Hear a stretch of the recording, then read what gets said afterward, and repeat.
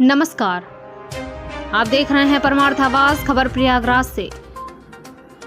थाना George town Prayagraj वरिष्ठ police अधीक्षक प्रयागराज व पुलिस अधीक्षक नगर के दिशा निर्देशन में अपराध एवं अपराधियों के विरुद्ध चलाए जा रहे अभियान के क्रम में क्षेत्राधिकारी नगर चतुर्थ के कुशल पर्यवेक्षण में थानाध्यक्ष ब्रजेश सिंह में हमराहा पुलिस टीम, सर्विलांस टीम तथा क्राइम ब्रांच टीम के संयुक्त प्रयास से दिनांक 20 मार्च 2022 को होली त्योहार पर सनसनीखेज तरीके से की गई मृतक पंकज पटेल पुत्र स्वर्गीय रामराज पटेल निवासी मेडिकल कॉलेज कैंपस थाना जॉर्ज टाउन प्रयागराज उम्र करीब 40 वर्ष की नृशंस हत्या से संबंधित थाना जॉर्ज टाउन पर मुकदमा पंजीकृत किया गया था।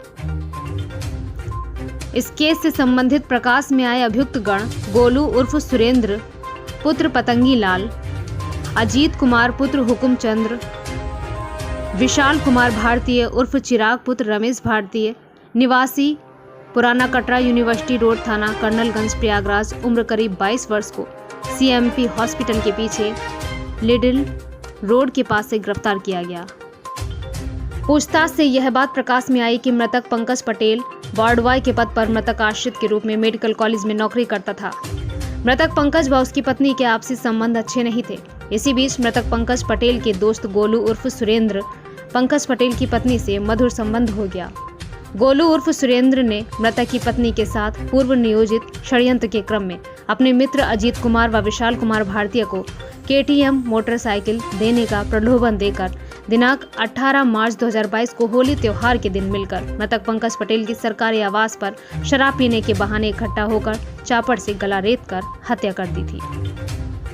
अभियुक्त के बयान व साक्ष्य के आधार पर मृतक की पत्नी को गिरफ्तार कर लिया गया है। अभियुक्त गण के विरुद्ध नियमानुसार आवश्यक कार्यवाही अमल में लाई जा रही है। सर, एक हत्या कर दी गई मेडिकल कॉलेज कैंपस के अंदर, हत्या की आखिर वजह क्या रही? होली के दिन मेडिकल कॉलेज के कैंपस में एक वार्ड बॉय वहाँ पे पंकज पटेल थे, उनके ही आवास में हत्या की सूचना मिली थी।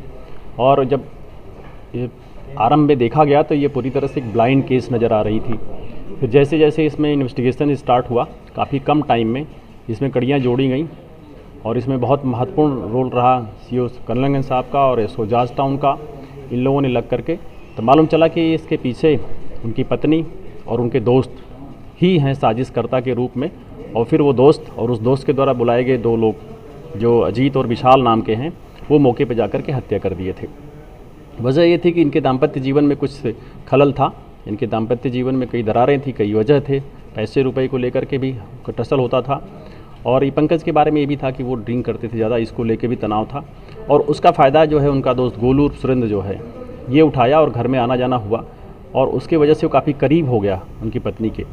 और फिर एक साजिश के तहत ये तय किए सब कि उनकी हत्या कर दिया जाए तो नौकरी पत्नी को मिल जाएगी और जो ज़मीन पंकज लिए थे वो भी पत्नी के नाम लिए थे तो वो भी उसी की हो जाएगी और फिर शादी करके साथ रहेंगे। और उसी योजना के तहत ये गोलू है अपने दो दोस्तों को बुलाता है और होली के दिन घर पे ले आकर के उनको शराब पिला करके फिर गला काट के हत्या कर दी जाती है।